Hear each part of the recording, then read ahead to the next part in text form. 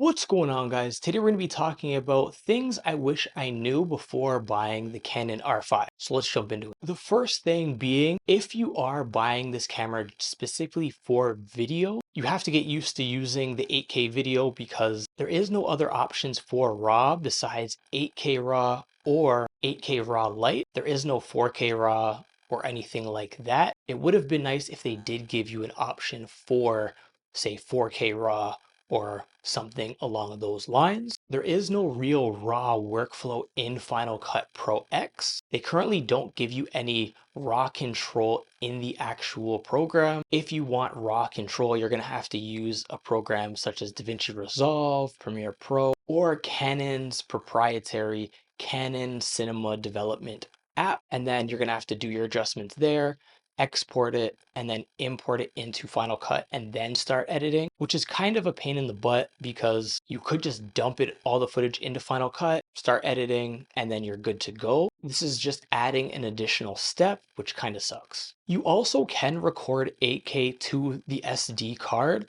You just can't shoot 8K RAW on the SD card. You would have to use the CF Express card. I'd never really heard about anybody talking about this before actually buying the camera. When I was playing around with it, I ended up recording 8K to the SD card, thinking that my CF Express card was in the camera, which it wasn't.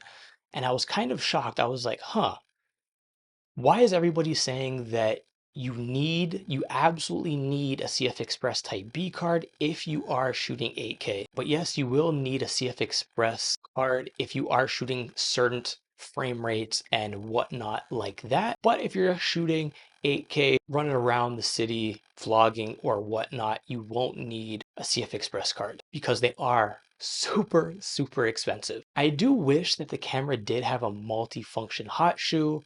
Yes, it doesn't have it, no big deal, but it would have been nice if it did have this so I could add an adapter on top of the camera and then wire in an XLR mic, or just have the ability to add a mic on top of the camera without a wire sticking out around the side of the camera and then blocking the flip out screen. It would be nice. Definitely keep your camera up to date. A lot of people just buy a camera, never update it, so they miss out on all these new features. I will say you have to update your camera. The Canon R5, when it first came out, it did have a lot of issues such as like overheating, IBIS wobbles, no C-Log 3, IBIS high resolution.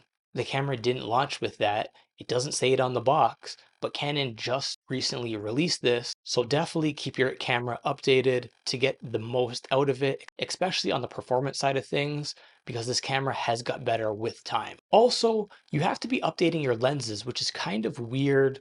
I've never really heard of this before. You also can update your lenses. So make sure that you're looking into if your lens needs a firmware update, because who knows? I checked it out. A couple of my lenses needed firmware updates, which is kind of weird. I'm going to get the best performance if they're updated.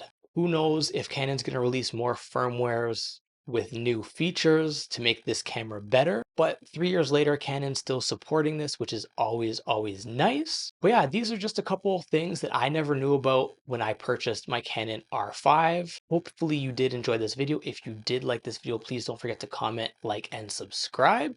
And until the next video, peace.